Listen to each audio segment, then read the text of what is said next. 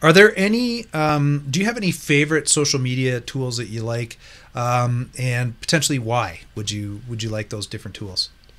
Yeah, there's two different ways that I kind of judge which tools I like the best. And as a marketer, I'm looking for the largest marketing watering hole. And a watering hole are like-minded people that you have access to in one gathering place, like a watering hole in a Serengeti.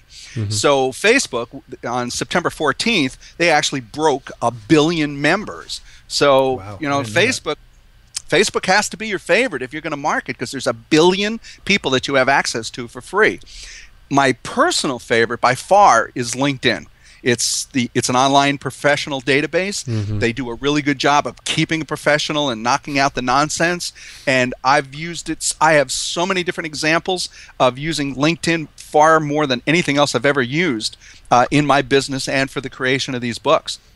How would you use LinkedIn? Give us a tip on what you would do.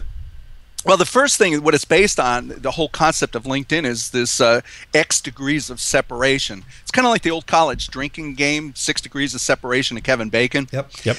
Well, what happened was, here, let me give you an example. I just signed contracts with PBS Television to do the first PBS special on social media.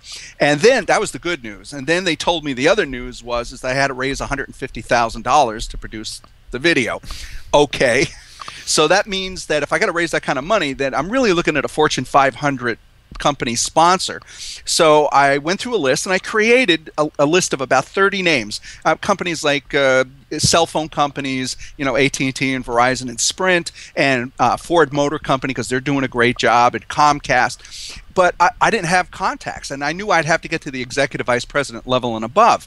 So for an example, I needed to get into Ford Motor Company, and I didn't even know who the one was responsible for their great job of social media. So I just go to LinkedIn, typed in Ford Motor Company, and here it comes. Here's Scott Monty. He's single-handedly responsible for everything going on at Ford with social media, and is accredited really of making the Ford Focus the #1 selling car for the last 4 years.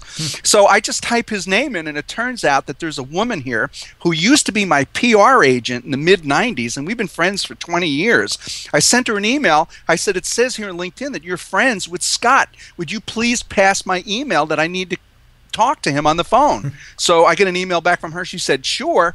And then about 15 minutes later, my phone rang, and it's the executive vice president of Ford Motor Company. Wow. That's very powerful.